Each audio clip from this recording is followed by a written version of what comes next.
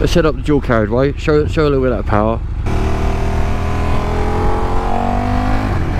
Let's see if it's capable for you to hear me as well. Yeah.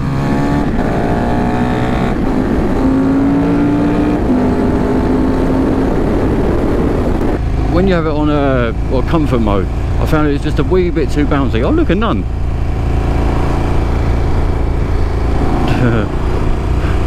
And I know they say that owning a Harley Davidson is a prostate tickler, but I would argue and say that this is the same. What's happening, my epic people, and welcome back to the channel. I hope you're all doing amazing as possible and enjoying what would probably be the last of the nice days of the year. Not that I believe that should stop you from getting out riding, because it can only ever better your skill getting out into the colder months, wet, windy, you know, full of hailstorms and potentially snow and that sort of thing. It's all good for you. It all betters your skill, and then when you get back round to the nicer days, it's just glorious, and your skill is just so much further up there because you had to handle the worst. But anyway, that is not what today's topic is about. As you can see, it is new bike day. Well, truth be told, today is not the day of me getting this bike. I've had it now for nearly a couple of weeks, but I thought instead of doing a sort of first impressions video, I would sort of get to know the bike a little bit better, get used to its stature, get used to its power, get used to all its features. And given the immense power of the Super Duke engine, I thought just take my time with it, get to know it better, so that way I can give you guys what I genuinely think about it. So I thought what I'll do today, I'll take it around a few different sort of locations, different types of riding, back roads, city, you know, even how does it sort of handle in the car park, dual carriageways, that sort of thing, just so we can get a bit of a good sort of all-round view of what it's actually like. And then what I'll do is I will also jump off the bike, have a little walk around, you know, nothing too geeky, specs and stats, that sort of thing, because if you guys have watched any of my previous videos, you'll know that's not quite what I do. A little bit above my pay grade, I think, but what I can do is tell you sort of the basic specs and stats and things that I know. But what I can do is sort of go through what it's like for your everyman, your everyday rider, and also discuss why I got it for myself. So let's address that first. I did get rid of the 675 Street Triple, and that was the 2009, so one of the first gens of that bike. Now don't get me wrong, incredible machine, loved it. You know, after having my first one, I wanted to go back to another. Really enjoyed the Street Triple, and I would gladly have another as a second bike in the garage. But what I was after, I don't feel that the Street Triple could do that. Now don't get me wrong, it was fun, you know, it's nippy in the twisties, down back roads and through the city and that sort of thing. It was very easy to manoeuvre in that sense, but what I'm after for a bike is a bike that could do a lot of it all. Now, I had the GS before, and the best way I could describe the GS was it was a jack of all trades, master of none. And if we're being completely honest, and I don't want to upset any sort of GS rider, because I know how much they love the GS, but after having worked for BMW, having to ride as many of them as I possibly could and was allowed to, off-road, on-road, I just find the GS very bland. You know, yeah, it does everything so damn well, but maybe that's also part of the problem for me, is that it does everything so damn well. I found the engine boring. I wouldn't say it's gutless, it's a very, very quick bike, loads and loads of torque, but the soundtrack was just meh, and always is, even with an aftermarket exhaust, meh. I wanted a little bit of excitement from a bigger bike, but without the price tag of a GS. So, onto this bike. This is a 2018 Super Duke GT. Unfortunately, my bank balance could not quite stretch to one of the more modern ones with a TFT screen, but that doesn't make it any less fun, because all that is just gadgets. And the power is still definitely there. It is the same engine used from the Super Duke R.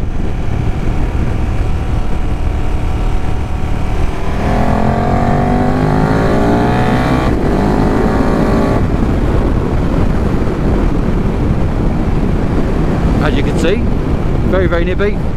So what this bike does have is all the craziness of the Super Duke, slightly tuned differently for, I believe, a little more low down torque, given that it is the GT model.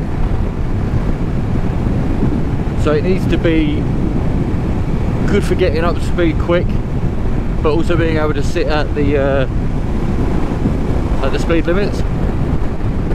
Obviously being a little bit in bigger stature, wider tank, but it also does come with the KTM brand panniers, but you know, they usually stay at home. I'll pop a picture up now anyway so you can see exactly what I'm talking about. So I believe there's not much different from the actual Super Duke itself when you look around this bike. I believe, sort of going back and having a look at pictures of the Super Duke, they have the same sort of screen set up and everything. You know, same engine, same LC8, very, very, very torquey. You know, it doesn't matter what gear you're in, as soon as you pull. Incredible torque, really does take your breath away when you know, you work your way through the gears. So yeah, I'm absolutely besotted by this bike. This thing is insane. So it does have the rider modes. So if I could do that on the fly, you just flick down through the menu, you can see there sport, street and rain. I just usually leave it in sport. And then you have the damping as well, sport, street and comfort. I usually just leave it in the street. I find I don't need it to be as taut and tight and you know, stiff as what the sport mode would do, but I find that the comfort mode just a wee bit too bouncy. Had I been going over some bumpier trails and things, not this off-road bike at all, but that's probably more where I'd want to see it towards. You've got all the heated equipment, so heated grips. My seat and the pillion seat, it's all heated. Lovely, that's certainly a luxury I've never had, was the heated seat. I've had heated grips, but a heated seat, oh, lovely. So TPMS just lets me know my tyre pressure sensors are working, and it shows me the pressure itself, so all good. Yeah, I have a gear indicator on the screen there. I do have the fuel gauge, which is very handy. You know, I've heard people saying that they're getting around about, you know, the 200 mile mark, 225. It seems to just stop at 170 on the screen. So when you're sort of riding along, let's talk about the how it feels to actually sit on the bike. When you're riding along, it is perfectly adequate. You do feel like you're a little bit on top rather than in the motorcycle, if that makes sense, but I think that will pretty much sort of vary from person to person. As for like right now, where I'm stood at a set of traffic lights, you know, I am 5'8". I do kind of struggle to get both feet down. I can do tiptoes on both sides, but I mean, that's real tiptoes. But realistically, when you're stopped at lights like this anyway, you want to be having your right foot up on the rear brake and left foot down. So that is no problem at all. I don't know if you can see down there, but I can pretty much get it flat down the other side. If I find that there's a little bit of an off camber, I sort of just slide over to the side a little bit, and that way I can always get it down. So no problems there at all.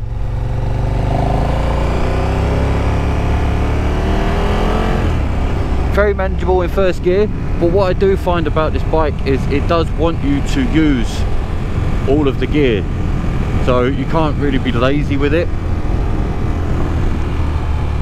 If I find myself in too high of a gear too soon, it certainly lets me know by having a bit of a rumble and a frumble and a shake. So, and speaking about the gearing, it is quick shifter, but only up, not down. It is not auto blipping. Bit of a shame, but hey, you get what you pay for. If I wanted that, I should have gone for one of the newer ones, but like I said, I just didn't want to stretch myself too thin. I just want a bike that can do all the good stuff I want, but you know, without breaking the bank so much. So this was around about the, where was we at, about £8,000 mark. So it's not too bad, it's pretty good. Traded in Street Triple for it for 2.5. Being that it is a bit of an older motorcycle, that Street Triple, so it wasn't going to fetch much, but that certainly took the sting out of it. So it's alright.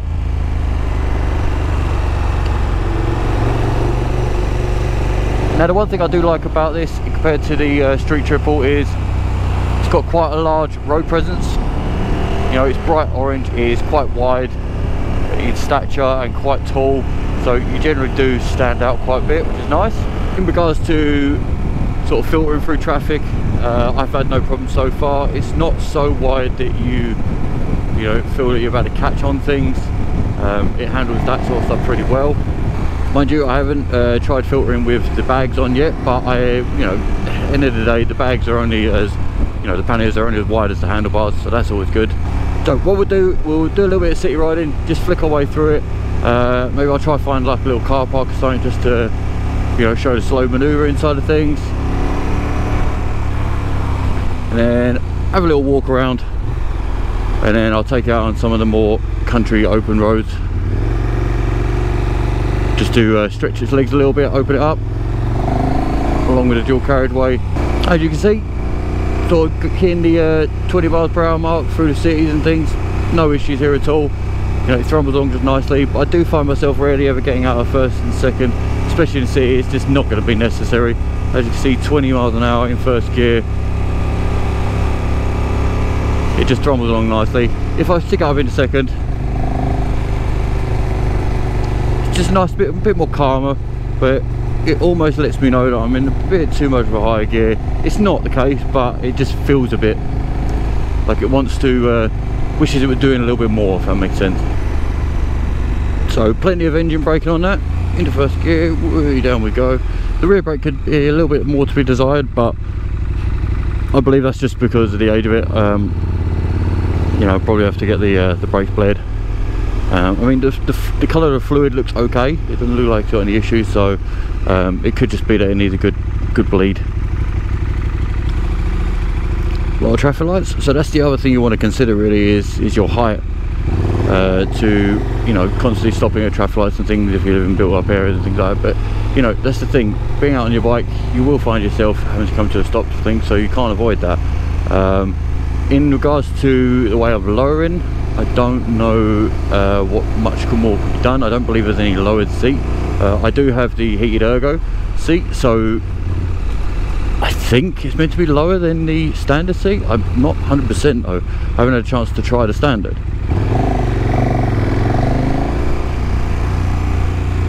So I'm sure, you know, if somebody could pop it down in the comments if they know otherwise, that would be very, very handy. In regards to other ways of lowering it, I have looked into potentially going to sort of a suspension specialist. I believe it's MCT suspension. Heard amazing things about them. When I worked at BMW, I did actually take a GS ECA suspension unit to them, and they fixed it post haste, and it actually looked incredible. So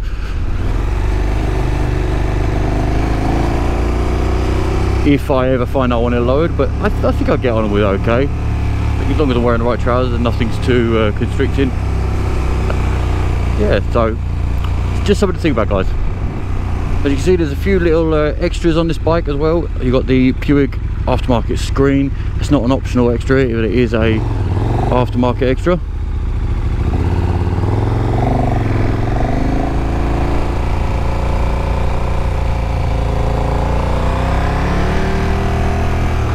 It does have the handguards. I believe they are a power parts unit. Nothing else up the front here, as I can see. Obviously you've got the pillion and the rider ergo seats, but I'll show you that on the walk around. It does come with a steering damper as standard, so that's not an extra.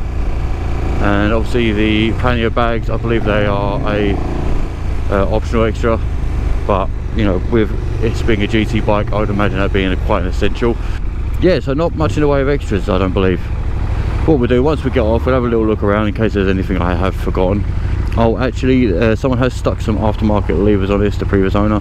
I'm not particularly fond of them, they are quite short. You know, I do find my index finger and my middle finger sort of getting nearer to the end of them. But that's okay, they'll do for now, until I think of something else in the future, if I can really be bothered. Yeah, so with all that being said, I do believe that as a sort of city commuter bike as well, it is certainly capable of it all. No problems with that one. So what I'll do, I'll take it to my favourite car park, which got all the graffiti on it, and then we'll do some slow speed manoeuvres and things.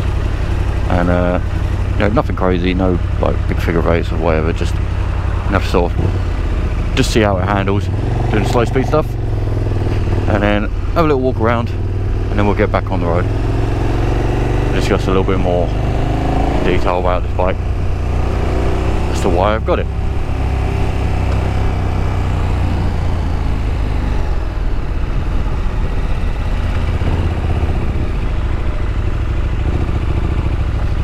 Doesn't this place look awesome? So, yep, quick little bit of slow speed.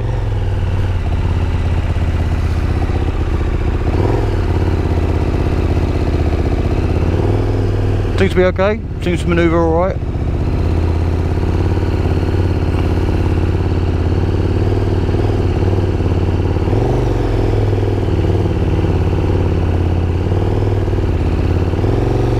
Yeah, seems to be good enough.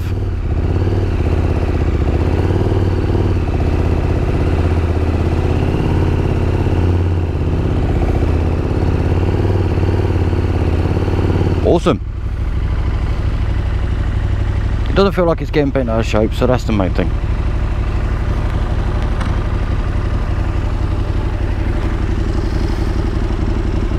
Right, let's have a little switch off. Alright, so what I'm going to do, have a little walk around. We're just going to switch over to my phone camera, just because I think it's a little bit nicer. Let's pop them on the floor there. Oh.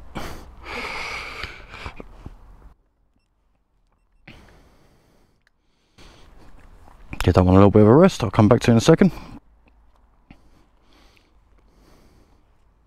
Anybody interested? Did get a new phone. This is the new Pixel Fold. You know, so when I want to watch all my own YouTube goodies on there. Pretty cool. Right, switch over to video. Right, there we go. So, as you can see, got the lovely 4-pot Brembo brakes on there. They have oodles and oodles amounts of stopping power. They are amazing. So it has got that older, you know, sort of Marmite headlight, whether you like that sort of thing or not. Obviously the newer ones have got the twin headlights. I think this one's okay. You know, does the job just fine. And then I don't look at the front when I'm riding, so I don't really care as long as it lights the road up nicely at night. Someone stuck some nice decals on there. 1290 Super Duke R, which is obviously not correct. This is the Super Duke GT, but whatever, I'll keep it because it looks kind of cool. WP suspension, semi-active, it's awesome. You know, reads the road, you know, and textures and bumps and things like that. Also reads my inputs. These lights in particular, these are awesome. I tried them out at night time, and when you're dipping into a corner, I believe the more lean angle you put on, the brighter they become. What it does is it actually, like, you know, opens up the road, so you can see a hell of a lot more coming around the bends. It's awesome. Also the graphics look pretty cool. There's that aftermarket screen. You know, the way that you move the screen, you know, just grab it, push forward, down it slides and lock into place. You know, I'm pretty sure it's not advised to do that on the fly, but you know, it's easily done. There's that beautiful LC8 1301 V-twin. It is an absolute beast, as aptly named. A little bit of carbon on the decap pipe there. Yeah, I don't know if that comes as standard, but it has got the stock exhaust. But as I just mentioned, it has got the decap pipe on there, so I'm assuming the previous owner had a nice pipe on it. You know, rear mudguard there, I'm pretty sure that's going to be as standard. But yeah, so WP suspension on the back as well, also semi-active, so that's amazing. Single-sided swing arm. Go back to the KTM goodies. As you can see here, we've got the power part seat, and the same for the pillion seat.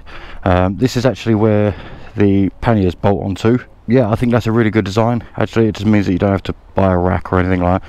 It just sort of comes as standard. It's pretty cool how it all fits together. As you see, all the controls are up here too, and there's the semi-active suspension plugs, cruise control on the right hand side, but I'll go into that a little bit more when we get on the ride and what I actually think of it, as I'm sure many of you would also think the same. These are obviously the controls to flick through the menu as I showed on the ride. Fairly easy to get along with, no issues there at all.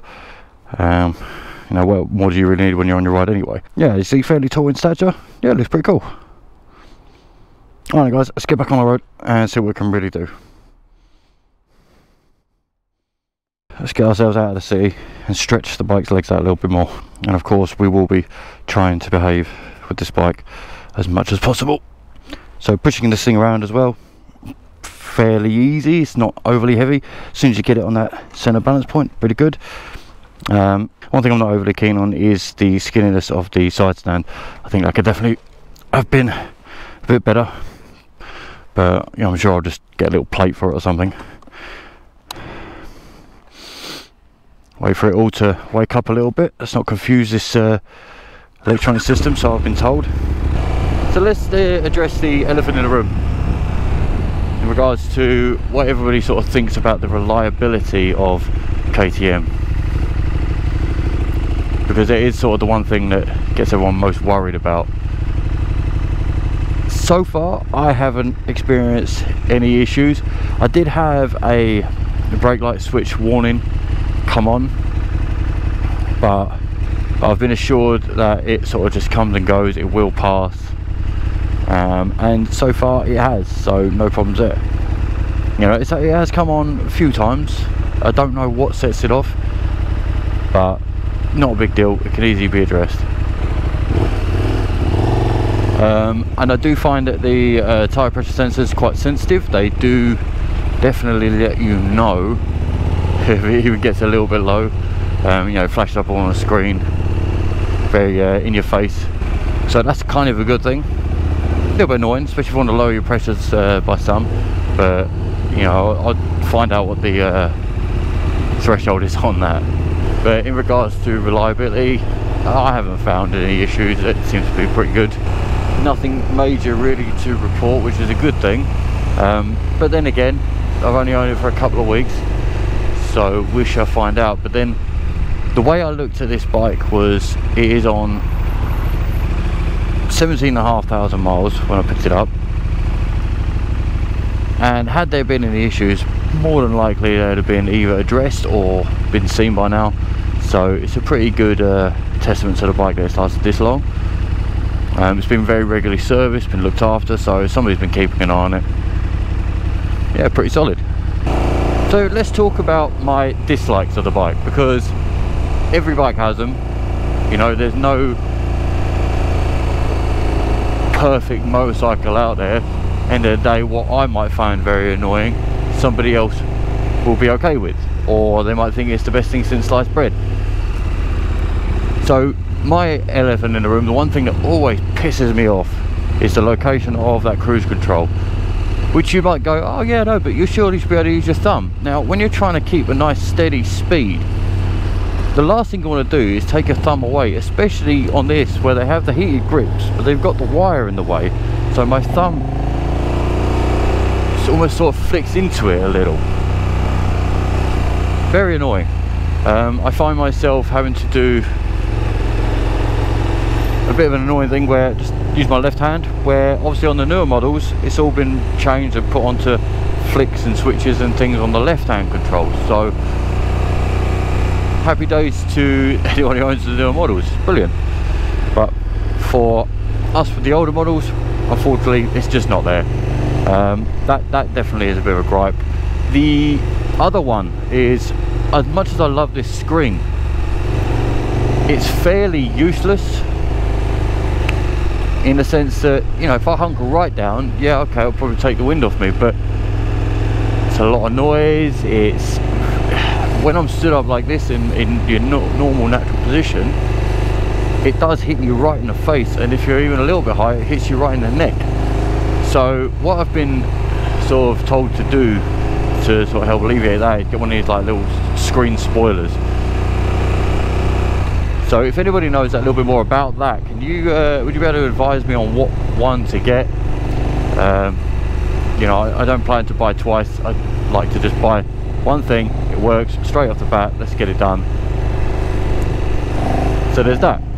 Other than obviously the seat height, but that's down to, you know, my own personal thing. The more I own it, the more I get used to it. As with anything else, you just find ways to sort of conquer your little battles that you have with yourself and your bike. So not that big of a deal, I'm getting used to it, no problems at all.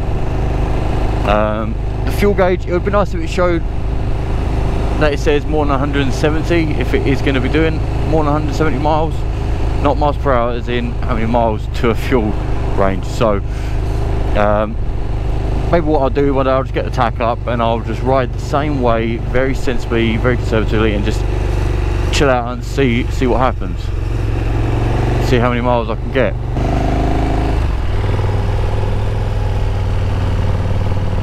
See here, first gear would have been more ideal for that roundabout. It just seems to along round it.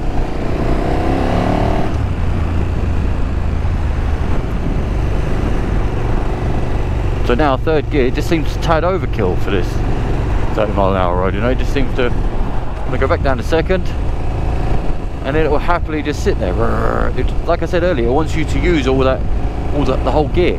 Not that I'm complaining, it's just something that you get used to. Whereas obviously on, say, the GS for example, I could have been a lot more lazy. On the street triple I could definitely be lazy, you know, being that 3-cylinder machine. And then on any 4 cylinders I've had before, like my R6 and things, you could definitely be lazy. It's just so happy to sit there in the higher gears and low revs. So no problems there at all. But what this does encourage you to do, which is where I definitely don't have any complaints, is, tell you what, is it encourages you to get up to speed, which is always fun.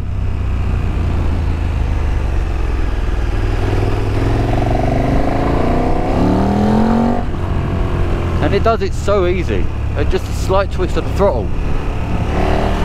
Definitely no issues there whatsoever.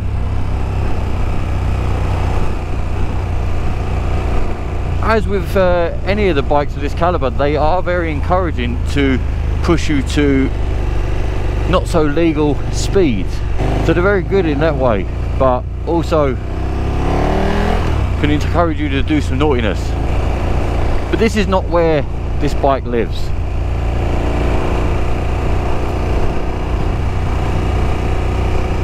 This bike lives out there on the motorways, being able to chop into those miles. It also lives out through the country roads.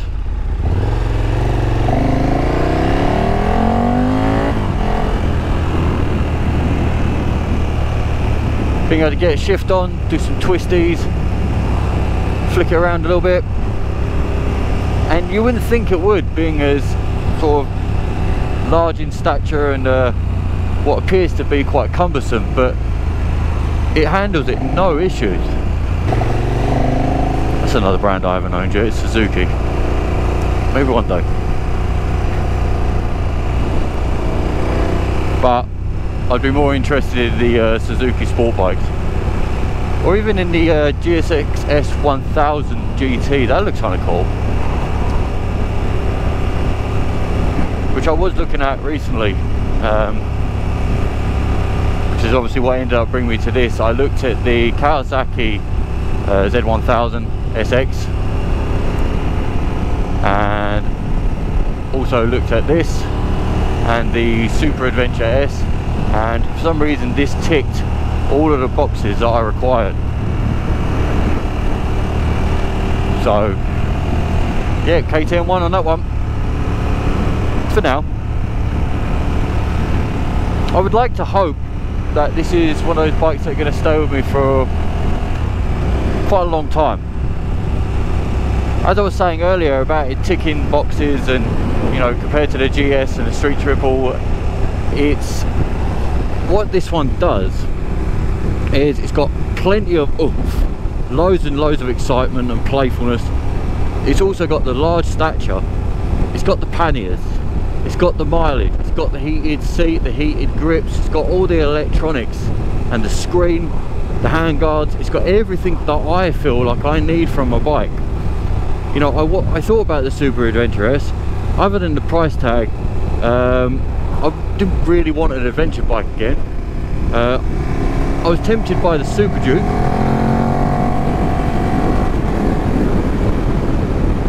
but I thought it's a tad too unlikely for me to be comfortable carrying panniers and things like that.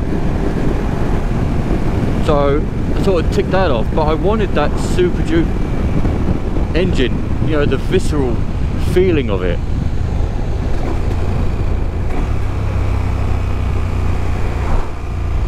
Right, let's set up the dual carriageway, show a little bit of that power, and then we'll head back off into some country roads.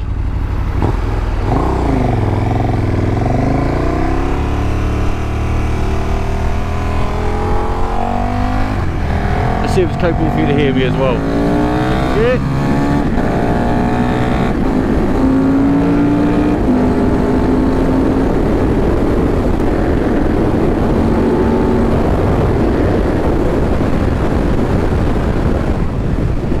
So one of my other dislikes about this bike is that 6th gear.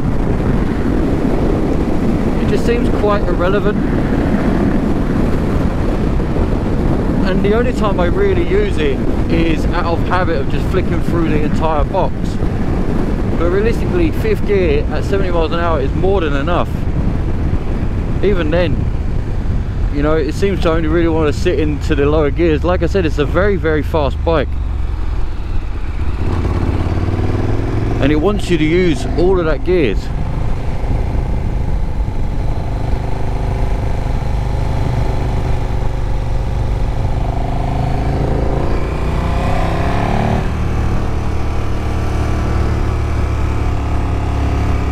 And you will, but every now and then you will forget yourself and you won't use all that gear. And not only that, on the British roads you can't really get away with doing it. So what happens?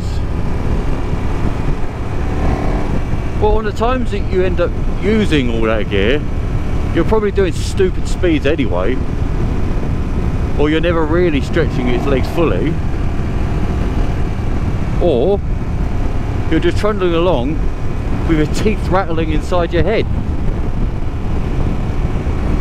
And I know they say that owning a Harley Davidson is a prostate tickler, but I would argue and say that this is the same.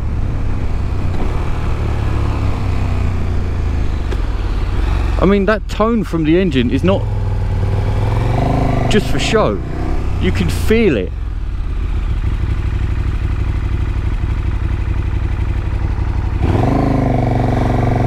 You can feel it shaking, you can feel it rumbling.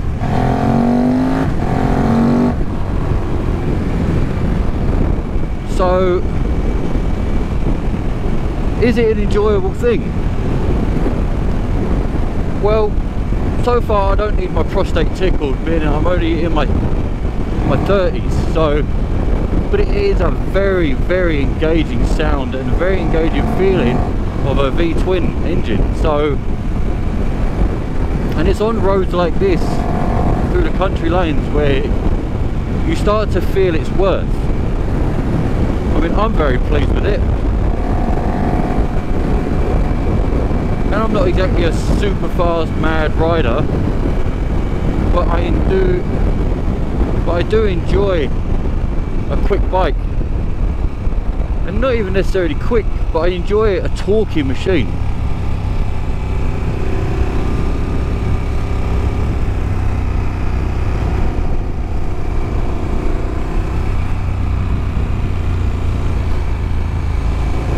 Now, in regards to what extras I want to use or get for the bike, I thought about sticking a pipe on it because they do sound great,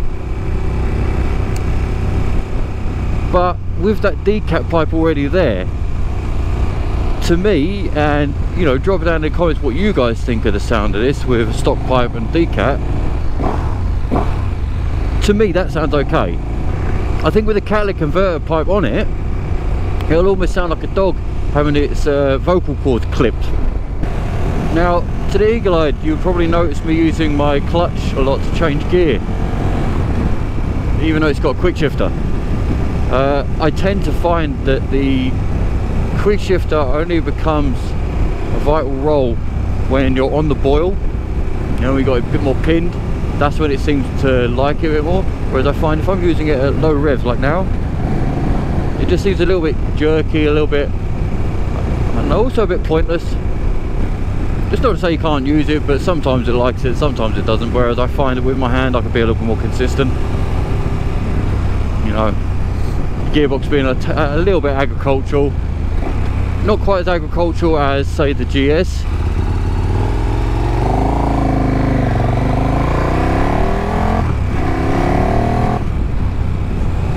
But what an exciting engine this is. It almost sounds like I've spent this video sort of slagging it off a little bit or trying to convince you of the negatives, but to be honest, I thought we'd just get all the boring stuff out of the way and then end the video on the more exciting things. And these roads here, the Nationals, is where it really shines. So we'll open it up. The third gear, 60 miles an hour. Open it up, fourth gear. Very exciting, very engaging, very playful. And in the bends, just flicks in and out, no problems.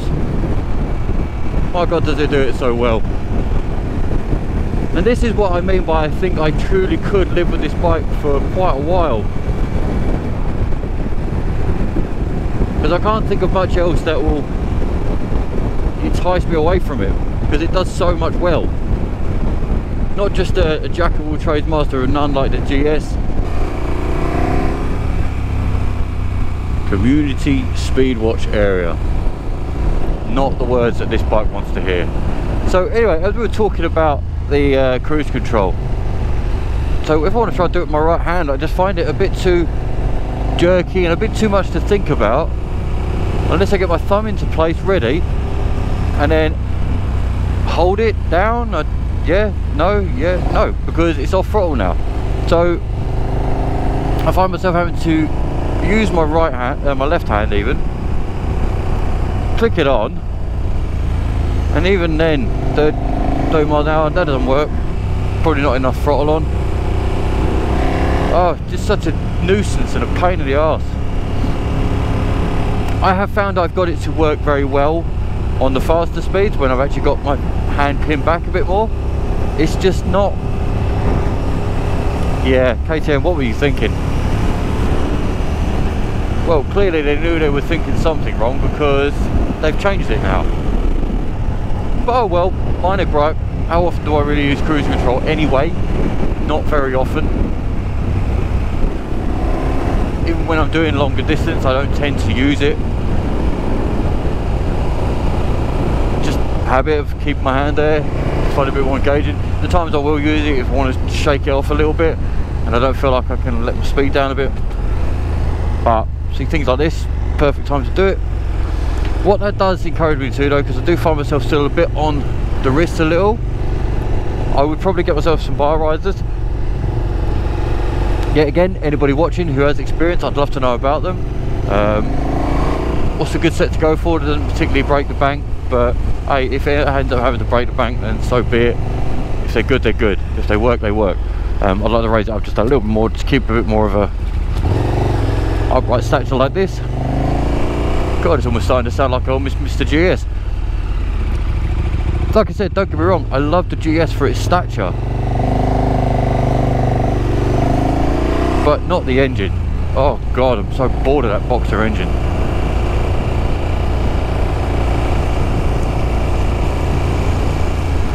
And I started talking earlier about the reliability of KTM, which brings me on to another matter.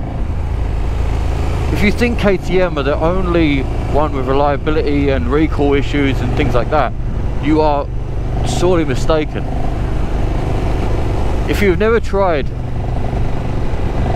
another brand such as BMW, they had a humongous recall and recall check on their drive shafts and the software update.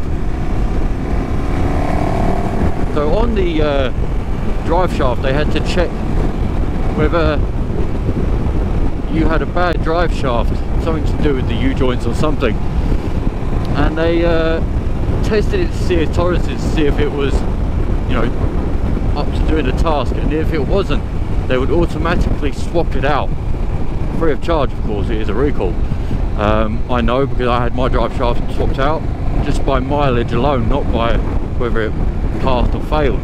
And so you can imagine how much that cost BMW, and how sour and bitter people got about how reliable their machine was. So especially if it come back with a pass, and then they took their bike apart to check the drive shaft, which many people did, and it came back rusty as hell, and they said, well, how the hell could that pass? Like, well, it did. And that was basically BMW's sort of take on it. Just crazy, absolutely crazy. So many other brands have been through recall situations and where they didn't quite get things right, or, you know, where they made a boo-boo on something. It's just how it goes. That's this industry, that's engineering for you. And KTM is no different. There will be things. Harley Davidson had a lot of their electronic issues on their Pan America. And for those who don't know, that's Harley Davidson's take on an adventure bike. So nothing's perfect. All the brands are like that. So don't knock it till you tried it. But obviously do look into other people's experiences, because, you know, it might just be that the bugbears that you are seeing would not be something you want to live with or feel like you could. So there is that. Anyway then, my guys, I think I've rambled enough about the new bike. I've got plenty to chop up with this, and it was a lot of fun sort of working this bike out, riding it and things like that. So let me know what you guys think in the comment section below. Do you think I made a good choice? Is it something you're interested in? If there's anything I haven't touched on that you'd like to know, do get in touch. Drop down in the comments, drop me a DM on Instagram. Always happy to have a chat, and then we can get cracking with more educational videos. Now I've got this one out, I just didn't want to ruin the surprise by plastering other videos off topic of the new bike, and then give the surprise away, really. So business as usual.